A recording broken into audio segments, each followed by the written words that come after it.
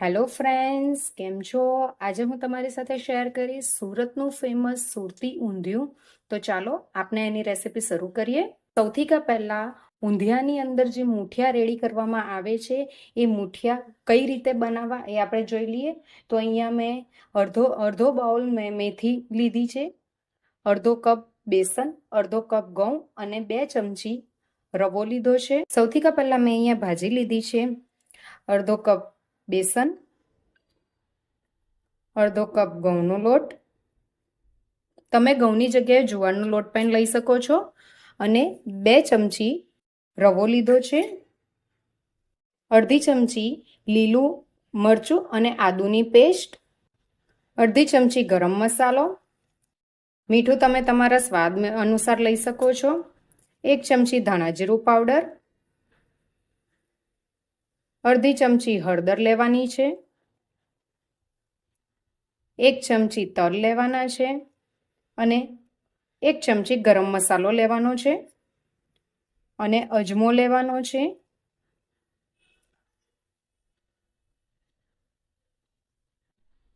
બે ચમચી તેલ લેવાનું છે. હવે આ બધાને મિક્સ કરી દઈએ.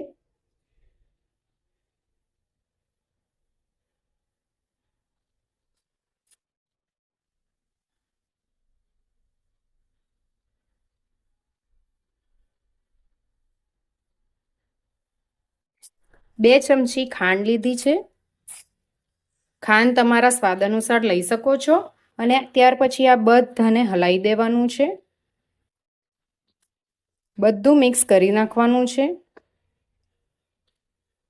અને જરૂર મુજબ પાણી નાખીને એને મિક્સ કરવાનું છે. એનો લોટ તૈયાર કરવાનો છે, જે વધારે નરમ પણ નહીં અને વધારે કઠણ પણ નહીં, એ રીતનો બાંધવાનો છે.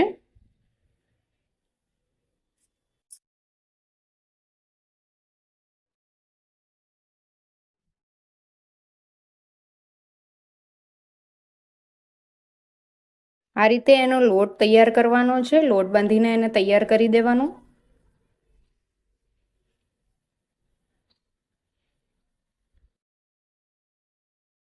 આ રીતે એનો લોટ બાંધવાનો છે, વધારે નરમ પણ નહીં અને વધારે કઠણ પણ નહીં. આટલો લોટ બાંધવામાં મને અડધો કપ જેટલા પાણીની જરૂર પડી છે.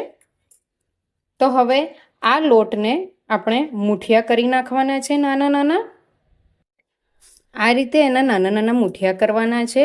તમારે ગોળ શેપ આપવો હોય તો ગોળ શેપ આપી શકો છો અને તમારે આ રીતનો શેપ આપવો હોય તો તમે એ રીતે પણ આપી શકો છો. આ રીતના નાના નાના મૂઠિયા બનાવીને રેડી કરવાના છે.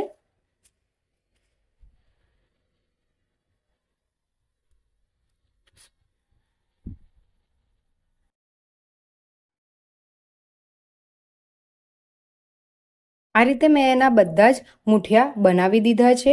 હવે આ મૂઠિયાને આપણે તળવાના છે. આપણે એક મસાલો કરવાનો છે.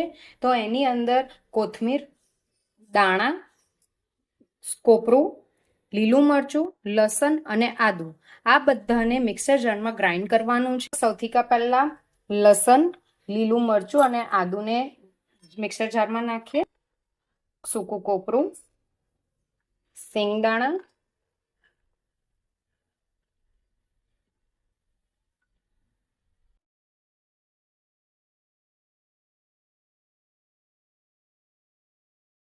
કોથમીર,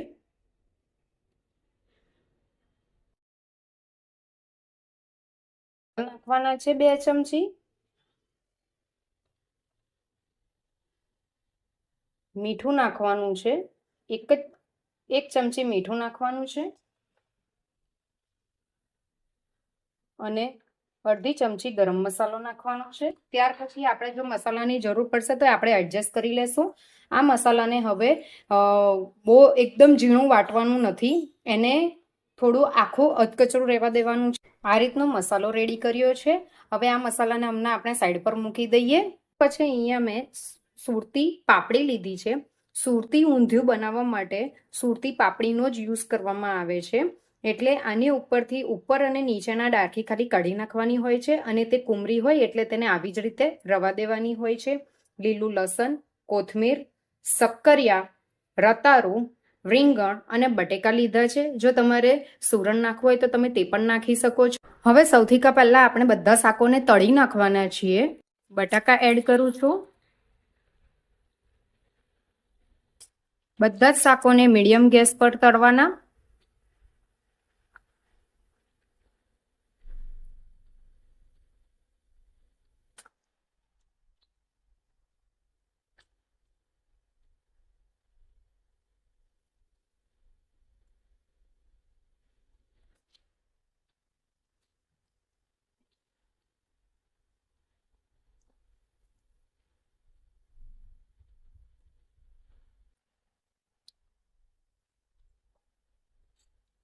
જ્યાર સુધી શાકો તળાય છે ત્યાર સુધી આપણે બીજી સાઈડ પાપડીને ચડવા માટે મૂકી દેવાની છે. તો મેં અહીંયા 4 મોટી ચમચી તેલ લીધું છે. હવે તેની અંદર સૌથી પહેલા સુરતી ઊંધિયાની અંદર અજમો એ ખૂબ જ જરૂરી ઇન્ગ્રેડિયન્ટ છે, એટલે અજમો નાખ્યો છે. 1 ચમચી જેવો મેં અજમો નાખ્યો છે. 1 ચમચી જેટલી મેં હિંગ એડ કરી છે. ત્યાર પછી આપણે જે આ પાપડી લીધી હતી એ પાપડી એડ કરી દેવાની છે. તેની અંદર મેં તુવેરના દાણા પણ એડ કર્યા છે, તો તમે પણ એડ કરી શકો છો. જો તમારે વટાણા નાખવા હોય તો તમે વટાણા પણ એડ કરી શકો છો. આની અંદર હું ચપટી સોડા એડ કરું છું.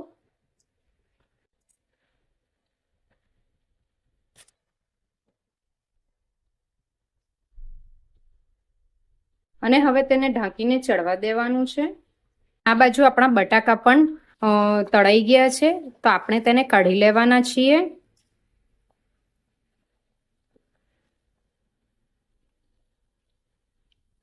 તમે જોઈ શકો છો બટાકા અને શક્કરિયાને તેલની અંદર 90% જ આપણે તળવાના છે, તો એને વધારે પડતા તળવાના નથી, નહીં તો એ ઊંધિયાની અંદર તૂટી જશે.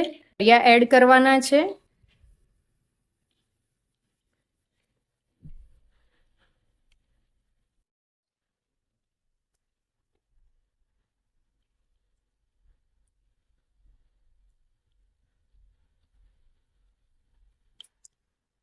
શક્કરિયાને પણ ચડતા 4 થી 5 મિનિટ જેવું લાગશે. આપણે તેને જાડા કટ કર્યા છે એટલે તેને ચડતા 4 થી 5 મિનિટ થશે. આ બાજુ આપણે પાપડી પણ જોતા રહેવાનું છે અને તેને હલાવતા રહેવાનું છે.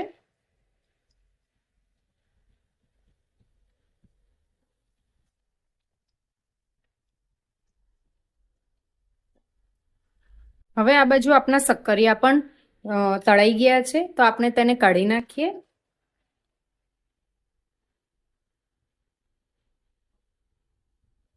તમે જોઈ શકો છો શક્કરિયા પણ તળાઈ ગયા છે. હવે આપણે જે રીંગણ લીધા હતા એ રીંગણને આપણે તળવાના છે.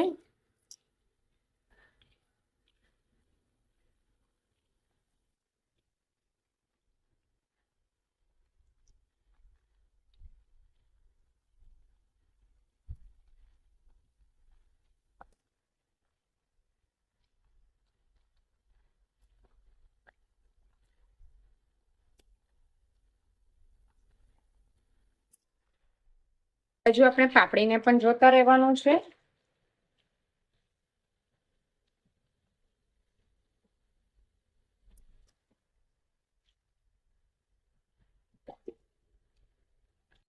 આપણા રીંગણ પર તરાઈને રેડી થઈ ગયા છે, તો આપણે એને કાઢી નાખશું.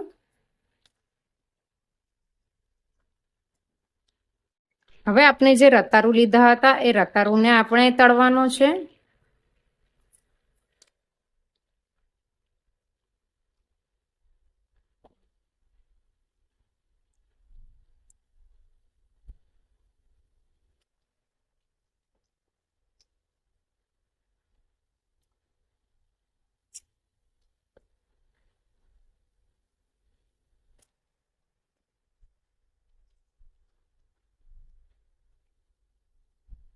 આપના રતારું પણ તળાઈને રેડી થઈ ગયા છે, તો આપણે એને કાઢી લઈએ.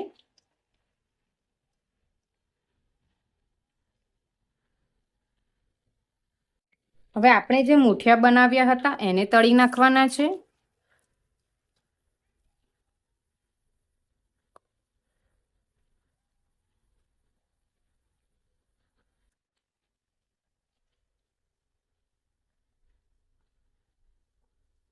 આ મુઠિયાની અંદર તમે સોડા કે ઈનો કશું નહીં નાખશો તો પણ એ બહારથી ક્રિસ્પી અને અંદરથી સોફ્ટ બનીને રેડી થશે.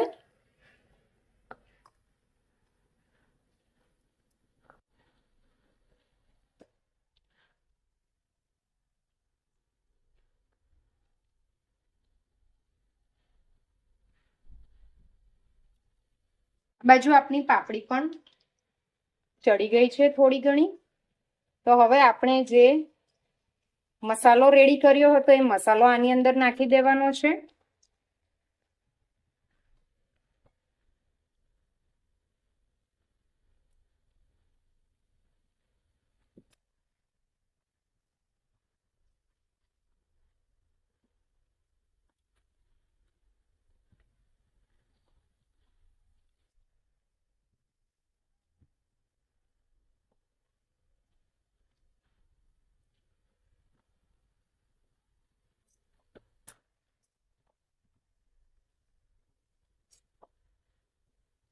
આપણે જે શાકો તળીને રાખ્યા હતા એ શાકો આની અંદર નાખી દેવાના છે. તે પહેલા આપણી પાસે જે લીલું લસણ હતું એ લીલું લસણ સ્વાદ અનુસાર તમે નાખી શકો છો કે જેથી એનો થોડો ટેસ્ટ આવે. અને બાકીનું મેં ગાર્નિશ માટે ઉપરથી નાખવા માટે કરવા દીધું છે. હવે આપણે જે શાકો તળીને રાખ્યા હતા એ શાકો અંદર નાખી દેવાના છે.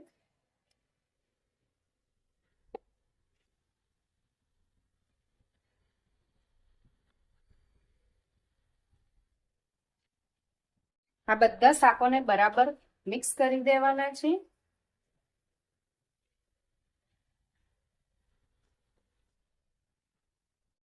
મિક્સર જારની અંદર જ પાણી નાખી દીધું છે અને એ પાણીને હું આની અંદર નાખું છું. ઊંધિયાની અંદર સ્વાદ પ્રમાણે મીઠું નાખું છું. તમે તમારા ટેસ્ટ મુજબ નાખી શકો છો.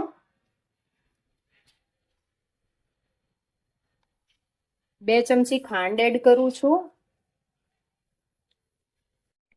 આ બાજુ આપણા મુઠિયા પણ તરાઈને રેડી થઈ ગયા છે તો આપણે એને કાઢી લઈએ.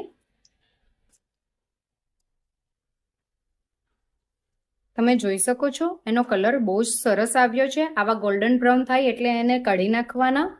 ત્યાર પછી આ જે મસાલા હતા તેમાંથી હું ગરમ મસાલો નાખું છું, થોડીક હળદર નાખું છું, તલ નાખું છું અને થોડું ધાણા નાખું છું. પછી આપણે જે આ મુઠિયા તળ્યા હતા એ મુઠિયા નાખું છું એની અંદર. એની અંદર જેટલો બી રસો છે એ આ મુઠિયા ચૂસી લેશે.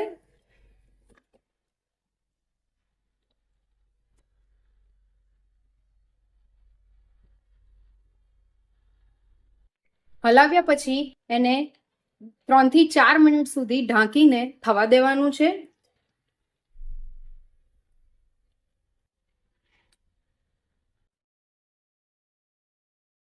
લસણ લીધું હતું એ લસણ એડ કરી દઈએ.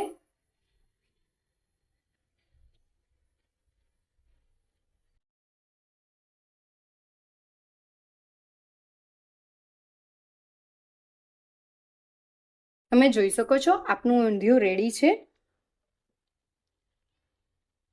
તમે જોઈ શકો છો આપણું ઊંધિયું રેડી થઈ ગયું છે.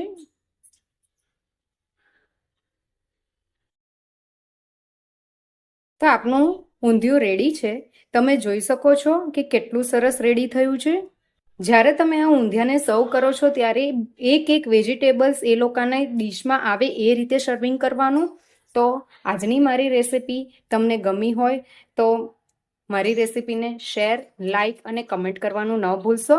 અને જો મારી ચેનલને સબસ્ક્રાઈબ ન કરી હોય તો મારી ચેનલને સબસ્ક્રાઈબ કરજો અને બેલ આઇકન દબાવવાનું ન ભૂલશો. આવી અવનવી વાનગીઓ જોવા માટે મારી ચેનલને સબસ્ક્રાઈબ કરો. Thank you for watching. Bye bye.